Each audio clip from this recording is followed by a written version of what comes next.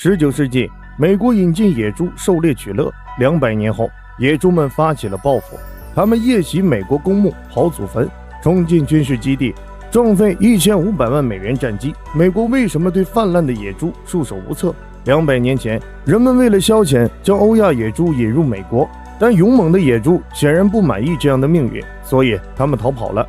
欧亚野猪逃到野外后，与居民饲养的家猪结合，并疯狂繁衍。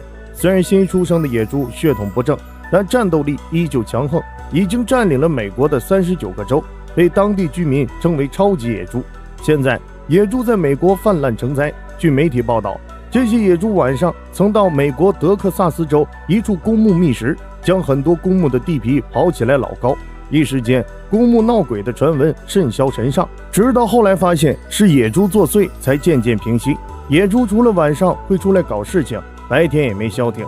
在1998年，就发生了一件奇葩的事情，有几头野猪在白天闯入佛罗里达州的一个军事基地，直接向着准备起飞的战机发动绝技，猛猪冲撞。这一撞，1500万美元的战机直接宣布报废。不过好在驾驶员没有生命危险，不然野猪就真的罪大恶极了。除此之外，野猪还对美国的生态系统带来巨大的损害。据材料显示，由于野猪是杂食性动物，所以对54个国家当中的672个分类群造成威胁，连珍贵的海龟蛋也在它们的食谱上。它们有的品种甚至已经被野猪霍霍到灭绝，生命力顽强的鱼也没能躲过袭击。因为野猪下水洗澡有随地大便的习惯，这些排泄物会在污染河水的同时，像河马粪一样把一些鱼类溺死。野猪不仅危害动物，连农民种的植物也没有放过。据美国农业部统计，仅2019年，野猪就使农作物损失达到了2.72亿美元。由此可见，野猪确实给美国各方面都带来了巨大的危害。那美国为什么不消灭野猪呢？首先，野猪体型较大，脾气相当的暴躁，总是一言不合就打架。在西方，野猪通常代表胆量及勇猛，经常被刻在家族纹章上，所以没有专业设备的人不敢跟野猪面对面接触。美国人也不喜欢野猪肉，很少会特意捕猎野猪，野猪才会大量繁殖。其次，野猪还有2个独门绝技：快速冲撞和尖利獠牙。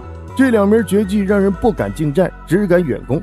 但野猪机灵凶猛，奔跑速度快，警惕性也很强，就算是专业猎手也不能一击必中。使用毒杀、投下带有避孕药的食物等方法，又会对其他动物带来不良影响。所以现在这场人猪大战还是主要使用枪杀，但是使用枪击野猪速度太慢。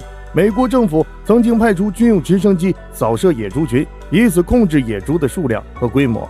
除了以上2种原因外，野猪昼伏夜出的生活习惯也给灭杀野猪增加了不少难度。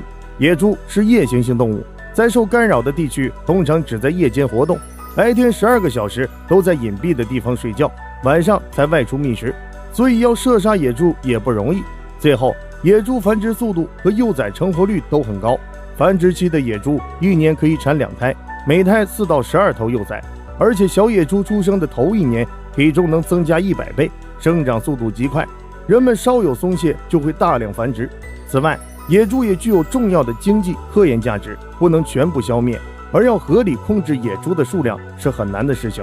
在我国，野猪目前是3有保护动物，没有获得许可也是禁止捕猎的。在有野猪出现的地区，若发现野猪踪迹，要及时报备，外出一定要注意安全，防止被野猪攻击。